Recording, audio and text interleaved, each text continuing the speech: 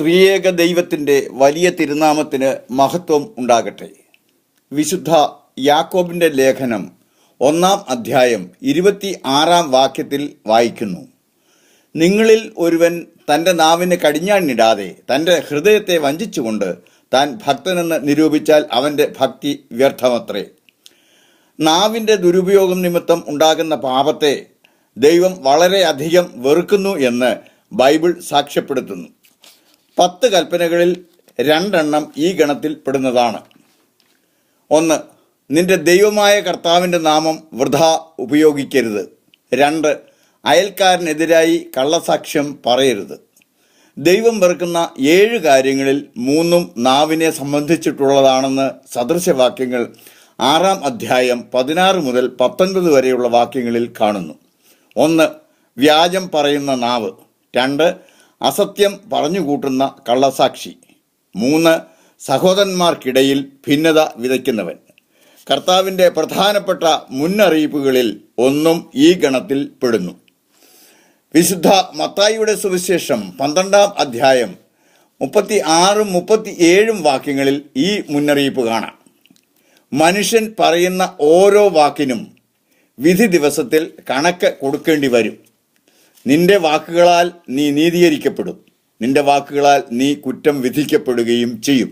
ഒരുവന്റെ സംസാരം അവൻ്റെ ഹൃദയത്തെ വെളിപ്പെടുത്തുമെന്നാണ് വിശുദ്ധ മത്തായിയുടെ സുവിശേഷം 12-ാം അധ്യായം 34-ാം വാക്യത്തിൽ വായിക്കുന്നത്. സർപ്പസന്തതികളെ, നിങ്ങൾ ദുഷ്ടരായിരിക്കെ നല്ലത് സംസാരിക്കാൻ എങ്ങനെ കഴിയും? ഹൃദയം നിറഞ്ഞ് കവിയുന്നതിൽ നിന്നാണല്ലോ വായ സംസാരിക്കുന്നത്. കേൾക്കുന്നതിൽ സന്നദ്ധത ഉള്ളവരും സംസാരിക്കുന്നതിൽ തിടുക്കം കൂട്ടാത്തവരും കോപിക്കുന്നതിൽ മന്ദഗതിക്കാരും ആയിരിക്കണമെന്നാണ് വിശുദ്ധ യാക്കോബ് ഓർമ്മിപ്പിക്കുന്നത്. വാക്കുകൾ ഏറുമ്പോൾ തെറ്റുകൾ വർദ്ധിക്കുമെന്നും വാക്കുകളെ നിയന്ത്രിക്കുന്നവൻ വിജ്ഞനാണെന്നുമാണ് സോളമൻ തൻ്റെ ജ്ഞാനത്താൽ പ്രസ്താവിച്ചത്. കുതിരയുടെ വായിൽ കടിഞ്ഞാൺ ഇടുമ്പോൾ അതിൻ്റെ ശരീരം മുഴുവനെയും നിയന്ത്രിക്കുവാൻ സാധിക്കുന്നത് പോലെയും വളരെ വലുതും ശക്തവുമായ കാറ്റിനാൽ പായിക്കപ്പെടുന്ന കപ്പലിനെ വളരെ ചെറിയ ചുക്കാൻ ഉപയോഗിച്ച് കപ്പിത്താൻ നയിക്കുന്നത് പോലെയും സംസാരത്തിൽ തെറ്റുവരുത്താത്ത ഏവനും തൻ്റെ ശരീരത്തെ മുഴുവൻ നിയന്ത്രിക്കുവാൻ സാധിക്കുമെന്നാണ് വിശുദ്ധ യാക്കോബിൻ്റെ ലേഖനത്തിൽ വായിക്കുന്നത്. തെർമോമീറ്റർ ചൂടിൻ്റെ അളവ് വെളിപ്പെടുത്തുന്നത് പോലെ സംസാരം ഹൃദയത്തിൻ്റെ നിലവാരം വെളിപ്പെടുത്തുന്നു. ആണയിടുന്നത് ഹൃദയത്തിൻ്റെ കളങ്കം വെളിപ്പെടുത്തുന്നു. അശ്ലീല കഥകൾ പറയുന്നവൻ മനസ്സിൻ്റെ അശുദ്ധി വെളിപ്പെടുത്തുന്നു. മുറുമുറുപ്പ് നന്ദിയില്ലായ്മ വെളിപ്പെടുത്തുന്നു. തെറ്റായ വിമർശനം അസൂയ വെളിപ്പെടുത്തുന്നു. തെർമോസ്റ്റാറ്റ് ചൂടിനെ നിയന്ത്രിക്കുന്നത് പോലെ അഹങ്കാരം, മാനസിക നില, അസൂയ, പക, വിദ്വേഷം ഇവയെ നാവിന് നിയന്ത്രിക്കുവാൻ സാധിക്കും. ആണയിടുക, ശപിക്കുക, ദുഷിക്കുക ഇവ കഠിന ശിക്ഷാർഹമായ പാപമായിട്ടാണ് ബൈബിളിൽ സൂചിപ്പിച്ചിരിക്കുന്നത്. പുറപ്പാട് 20-ാം അധ്യായം 7-ാം വാക്യത്തിൽ വായിക്കുന്നു: നിന്റെ ദൈവമായ കർത്താവിൻ്റെ നാമം വൃഥാ ഉപയോഗിക്കരുത്. തൻ്റെ നാമം വൃഥാ ഉപയോഗിക്കുന്നവനെ കർത്താവ് ശിക്ഷിക്കാതെ വിടുകയില്ല.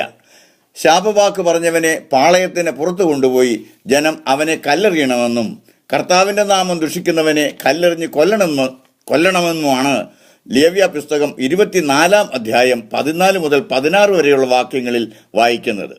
ദൈവനാമം ദുഷിക്കുന്നവൻ തൻ്റെ മാനസിക ദാരിദ്ര്യവും ആത്മനിയന്ത്രണത്തിൻ്റെ കുറവുമാണ് വെളിപ്പെടുത്തുന്നത്. വിശുദ്ധ യാക്കോബിൻ്റെ ലേഖനം 3-ാം അധ്യായം 9 മുതൽ 12 വരെയുള്ള വാക്യങ്ങളിൽ നാവിനെപ്പറ്റി പറയുന്നത് ശ്രദ്ധേയമാണ്. ഈ നാവുകൊണ്ട് കർത്താവിനെയും പിതാവിനെയും നാം സ്തുതിക്കുന്നു. ദൈവത്തിൻ്റെ സാദൃശ്യത്തിൽ സൃഷ്ടിക്കപ്പെട്ടിരിക്കുന്ന മനുഷ്യനെ അതേ നാവുകൊണ്ട് ശപിക്കുകയും ചെയ്യുന്നു. ഒരേ വായിൽ നിന്നും അനുഗ്രഹവും ശാപവും പുറപ്പെടുന്നു. സഹോദരന്മാരെ, ഇത് ഉചിതമല്ല. അരുവി ഒരേ ഉറവിൽ നിന്ന് മധുരവും കയ്പും പുറപ്പെടുവിക്കുമോ? സഹോദരന്മാരെ, അത്തിവൃക്ഷത്തിന് ഒലിവുഫലങ്ങളോ മുന്തിരിവള്ളിക്ക് അത്തിപ്പഴങ്ങളോ പുറപ്പെടുവിക്കുവാൻ കഴിയുമോ? ഉപ്പിന് വെള്ളത്തെ മധുരീകരിക്കാനാവുമോ? വ്യാജം പറയുക, പരദൂഷണം പറയുക, ഏഷണി പറയുക, കിംവദന്തി പരത്തുക, സ്വഭാവഹത്യ നടത്തുക എന്നിവയിൽ ഏർപ്പെട്ടിരിക്കുന്നവർ അവരുടെ ചെറിയ ലാഭത്തിനും സന്തോഷത്തിനും വേണ്ടി അന്യൻ്റെ ജീവിതം നശിപ്പിക്കുകയും ആത്മഹത്യയിലേക്ക് നയിക്കുകയുമാണ് ചെയ്യുന്നത്. ലേവ്യ പുസ്തകം 19-ാം അധ്യായം 16-ാം വാക്യത്തിൽ ദൈവത്തിൻ്റെ നിയമം പറയുന്നു: ഏഷണി പറഞ്ഞു നടക്കുകയോ അയൽക്കാരൻ്റെ ജീവിതം അപകടത്തിൽ ആക്കുകയോ അരുത്. ഞാനാണ് കർത്താവ്. കിംവദന്തി പരത്തുന്നവൻ സൽപ്പേരിൻ്റെ ഘാതകനാണ്. ഒരുവൻ്റെ ജീവിത വിശുദ്ധിയെ കളങ്കപ്പെടുത്തുന്ന വാക്കുകൾ പറയുന്നവൻ കത്തികൊണ്ട് കുത്തിക്കൊല്ലുന്നത് പോലെ നാക്കുകൊണ്ട് വധിക്കുകയാണ് ചെയ്യുന്നത്. സമൂഹത്തിൽ സ്വന്തം സ്ഥാനം ഉറപ്പിക്കുവാൻ സ്വഭാവഹത്യ നടത്തുന്നവർ ധാരാളമാണ്. സ്വന്തം സഹോദരനെ പോലും അപകീർത്തിപ്പെടുത്തി സഹോദരങ്ങളുടെ ഇടയിൽ നല്ലവനെന്ന സ്ഥാനം നേടാൻ ശ്രമിക്കുന്നവരും കുറവല്ല. സഹോദരങ്ങളുടെ ഇടയിൽ ഭിന്നത വിതയ്ക്കുന്നവനെ കർത്താവ് വെറുക്കുന്നു എന്നാണ് സദൃശവാക്യങ്ങൾ 6-ാം അധ്യായം 19-ാം വാക്യത്തിൽ വായിക്കുന്നത്. കേൾക്കുന്ന കഥ മറ്റൊരാളോട് പറയുന്നതിന് പ്രലോഭനമുണ്ടായാൽ 4 ചോദ്യങ്ങൾ സ്വയം ചോദിക്കണം. 1. ഞാൻ കേട്ടത് ശരിയാണോ? 2. ഞാൻ കേട്ടത് മറ്റൊരാളോട് പറയേണ്ട ആവശ്യമുണ്ടോ? 3. പറയുന്നത് കൊണ്ട് ആർക്കെങ്കിലും പ്രയോജനമുണ്ടോ? 4. പറയുന്നത് കൊണ്ട് ആർക്കെങ്കിലും ദൂഷ്യം ഉണ്ടോ? ഒരാളെക്കുറിച്ച് കേട്ട കഥ പൂർണ്ണമായും ശരിയാണെന്ന് ഉറപ്പില്ലാതെ മറ്റൊരാളോട് പറയുവാൻ ആർക്കും അവകാശമില്ല. പുറപ്പാട് 20-ാം അധ്യായം 16-ാം വാക്യത്തിൽ കർത്താവ് കൽപ്പിക്കുന്നു, കൂട്ടുകാരൻ്റെ നേരെ കള്ളസാക്ഷ്യം പറയരുത്. സങ്കീർത്തനം 15-ൽ ദാവീദ് ചോദിക്കുന്നു, കർത്താവേ, അങ്ങയുടെ കൂടാരത്തിൽ ആർ പാർക്കും? അങ്ങയുടെ വിശുദ്ധ പർവ്വതത്തിൽ ആർ വസിക്കും? തുടർന്ന് ദാവീദ് ഉത്തരം നൽകുന്നു, ഹൃദയപൂർവ്വം സത്യം സംസാരിക്കുന്നവൻ, പരദൂഷണം പറയാത്തവൻ, കൂട്ടുകാരനെതിരെ അപവാദം പറയാത്തവൻ.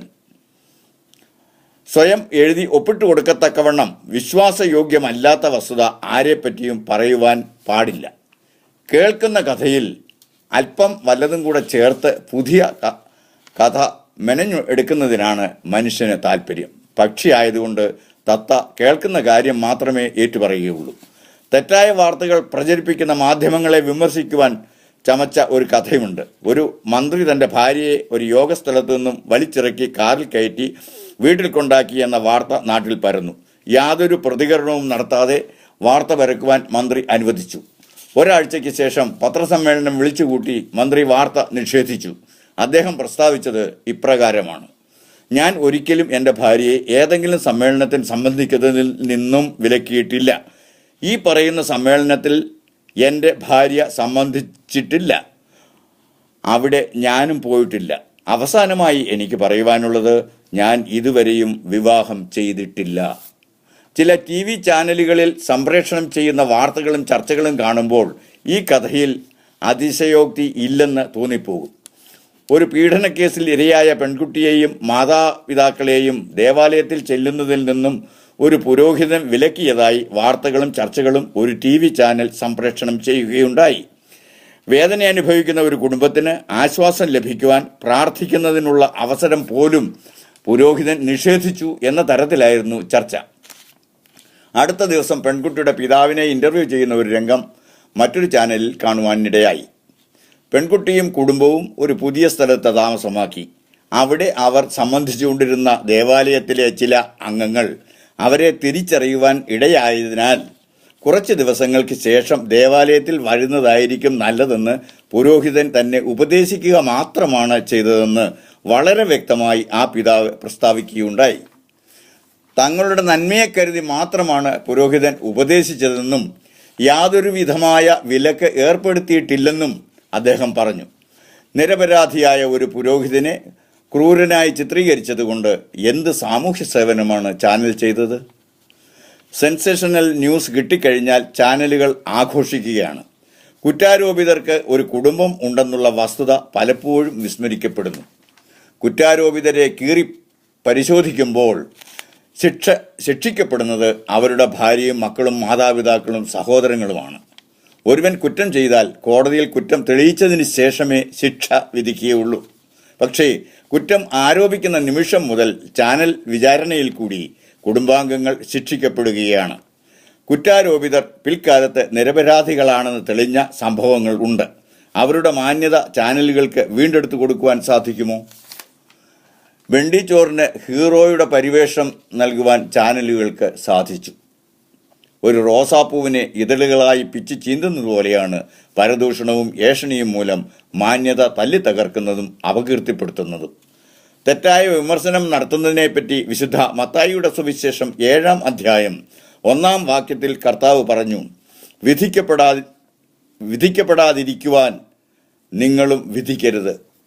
പുറമേ കാണുന്നതനുസരിച്ച് വിധിക്കാതെ നീതിയായി വിധിക്കുവീൻ എന്നാണ് വിശുദ്ധ യോഹന്നാന്റെ സുവിശേഷം 7-ാം അധ്യായം 24-ാം വാക്യത്തിൽ കർത്താവ് കൽപ്പിച്ചത്. വിശുദ്ധ യാക്കോബ് തൻ്റെ ലേഖനം 4-ാം അധ്യായം 11-ാം വാക്യത്തിൽ ഇപ്രകാരം അനുശാസിക്കുന്നു: സഹോദരന്മാരെ, അന്യോന്യം ദുഷിക്കരുത്. തൻ്റെ സഹോദരനെ ദുഷിക്കുകയും വിധിക്കുകയും ചെയ്യുന്നവൻ ന്യായപ്രമാണത്തെ ദുഷിക്കുകയും ന്യായപ്രമാണത്തെ വിധിക്കുകയും ചെയ്യുന്നു. ന്യായപ്രമാണത്തെ വിധിക്കുന്നുവെങ്കിൽ നീ ന്യായപ്രമാണത്തെ അനുസരിക്കുന്നില്ല. ന്യായപ്രമാണ കർത്താവും ന്യായാധിപതിയും ഒരുവനേ ഉള്ളൂ, രക്ഷിപ്പാനും നശിപ്പിപ്പാനും ശക്തനായവൻ തന്നെ. കൂട്ടുകാരനെ വിധിപ്പാൻ നീ ആർ? ബഹുമാന്യരായ വ്യക്തികളുടെ അഭിപ്രായങ്ങളെ വിമർശിക്കുന്നതിനു പകരം അവരെ വ്യക്തിപരമായി വിമർശിക്കുന്നതിനുള്ള വേദിയായി സോഷ്യൽ മീഡിയ ഉപയോഗിക്കുന്ന പ്രവണത കണ്ടുവരുന്നുണ്ട്. സ്വന്തം മാന്യതയാണ് അതുകൊണ്ട് നഷ്ടപ്പെടുന്നതെന്ന് വിമർശകർ ചിന്തിക്കുന്നില്ല.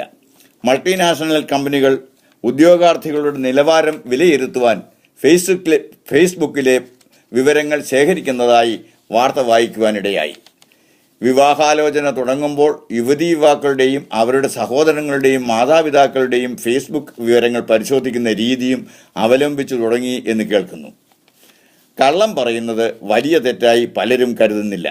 കള്ളം പറയുന്ന അധരം കർത്താവിന് വെറുപ്പാകുന്നു എന്നാണ് സദൃശവാക്യങ്ങൾ 12-ാം അധ്യായം 22-ാം വാക്യത്തിൽ വായിക്കുന്നത്. സത്യം മാത്രം പറയുന്നവന് താൻ പറയുന്നത് ഓർത്തിരിക്കേണ്ട ആവശ്യമില്ല. കാരണം സത്യം പലപ്പോഴും എപ്പോഴും ഒന്നു തന്നെ ആയിരിക്കുമല്ലോ. പക്ഷേ കള്ളം പറയുന്നവന് നല്ല ഓർമ്മശക്തി തന്നെ വേണം. ഒരുവൻ്റെ ശാരീരികമോ മാനസികമോ ആയ വൈകല്യങ്ങളെ പരിഹസിക്കുന്നത് പാപമാണ്. ദൗർഭാഗ്യങ്ങളുടെ പേരിൽ പരിഹസിക്കുന്നതും പാപമാണ്. ലേവ്യ പുസ്തകം 19-ാം അധ്യായം 14-ാം വാക്യത്തിൽ വായിക്കുന്നു: ചെകിടരെ ശപിക്കുകയോ കുരുടൻ്റെ വഴിയിൽ തടസ്സം വയ്ക്കുകയോ അരുത്. നിങ്ങളുടെ ദൈവത്തെ ഭയപ്പെടുക, ഞാനാണ് കർത്താവ്. സദൃശവാക്യങ്ങൾ 17-ാം അധ്യായം 5-ാം വാക്യത്തിൽ പറയുന്നു: ദരിദ്രനെ പരിഹസിക്കുന്നവൻ അവൻ്റെ സൃഷ്ടാവിനെ നിന്ദിക്കുന്നു.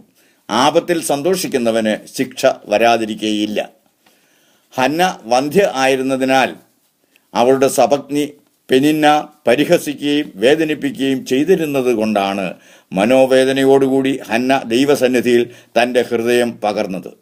മക്കളില്ലാത്ത വേദനയേക്കാൾ പരിഹാസമാണ് ഹന്നയെ തളർത്തിയത്. ആധുനിക യുഗത്തിൽ പോലും മക്കളില്ലാത്ത ദമ്പതികളെ പരിഹസിച്ച് ആനന്ദം കണ്ടെത്തുന്നവർ ധാരാളമാണ്. ഇത് തികച്ചും ക്രൂരമാണ്, നിന്ദ്യമാണ്. മക്കളില്ലാത്ത അവസ്ഥയോട് പൊരുത്തപ്പെട്ട് ജീവിക്കുവാൻ അവർ ഒരുക്കമാണ്. പക്ഷേ സാഡിസ്റ്റുകൾ അവരെ ജീവിക്കുവാൻ അനുവദിക്കില്ല. അവർ ദൈവത്തെയാണ് നിന്ദിക്കുന്നതെന്ന് ഓർക്കുന്നില്ല. ആർക്കെങ്കിലും ഒരു ദൗർഭാഗ്യം നേരിട്ടാൽ അവരെ സാന്ത്വനപ്പെടുത്തുന്നതിനു പകരം മുറിവിൽ മുളക് പുരട്ടുന്ന പ്രവൃത്തിയാണ് പലരും ചെയ്യുന്നത്. രോഗാവസ്ഥ പോലും അവനവൻ്റെ പ്രവൃത്തിദോഷം മൂലമാണെന്ന് പറഞ്ഞ് വേദനിപ്പിക്കുവാനും കുറ്റപ്പെടുത്തുവാനും ഇക്കൂട്ടർക്ക് മടിയില്ല. സ്വന്തം ബന്ധുക്കളായിരിക്കും ഇതിൻ്റെ മുൻപന്തിയിൽ. നല്ല സംസാരത്തെ ബൈബിൾ വിശേഷിപ്പിച്ചിരിക്കുന്നത് എപ്രകാരമാണെന്ന് കാണാം. സദൃശവാക്യങ്ങൾ 10-ാം അധ്യായം 20-ഉം 21-ഉം വാക്യങ്ങളിൽ വായിക്കുന്നു: നീതിമാന്റെ നാവ് മേത്തരമായ വെള്ളി, ദുഷ്ടന്മാരുടെ ഹൃദയമോ നിസാരം. സദൃശവാക്യങ്ങൾ 16-24 കാണുന്നു: ഇമ്പമുള്ള വാക്ക് തേൻകട്ടയാകുന്നു, മനസ്സിന് മധുരവും അസ്ഥിക്ക് ഔഷധവും ആകുന്നു. സദൃശവാക്യങ്ങൾ 25-11 വായിക്കുന്നു: തക്ക സമയത്ത് പറഞ്ഞ വാക്ക് വെള്ളിത്താലത്തിൽ പൊൻനാരങ്ങ പോലെ. എന്നാൽ നാവ് സർവനാശത്തിനും പര്യാപ്തവുമാണ്. നാവ് ഒരു ചെറിയ അവയവം എങ്കിലും വളരെ വമ്പ് പറയുന്നു. കുറഞ്ഞ തീ എത്ര വലിയ കാട് കത്തിക്കും. അങ്ങനെ തന്നെ നാവും ഒരു തീ തന്നെ. ഇതാണ് വിശുദ്ധ യാക്കോബിൻ്റെ ലേഖനത്തിൽ പറഞ്ഞിരിക്കുന്നത്. മനുഷ്യൻ പറയുന്ന ഏത് നിസ്സാര വാക്കിനും ന്യായവിധി ദിവസത്തിൽ കണക്ക് ബോധിപ്പിക്കേണ്ടി വരുമെന്നും ഒരുവൻ്റെ വാക്കുകളാൽ അവൻ നീതീകരിക്കപ്പെടുമെന്നും കുറ്റം വിധിക്കപ്പെടുകയും ചെയ്യുമെന്നും കർത്താവ് മുന്നറിയിപ്പ് നൽകിയിട്ടുണ്ട്. അതുകൊണ്ട് സങ്കീർത്തനക്കാരനെ പോലെ നാം പ്രാർത്ഥിക്കണം: യഹോവേ, എൻ്റെ വായ്ക്കൊരു കാവൽ നിർത്തി എൻ്റെ അധരദ്വാരം കാക്കേണമേ. എൻ്റെ പാറയും വീണ്ടെടുപ്പുകാരനുമായ യഹോവേ, എൻ്റെ വായിലെ വാക്കുകളും എൻ്റെ ഹൃദയത്തിലെ ധ്യാനവും അങ്ങയ്ക്ക് പ്രസാദകരമായിരിക്കുമാറാകട്ടെ. കാരുണ്യവാനും നിത്യനുമായ സ്വർഗീയ പിതാവിന് സ്തുതി.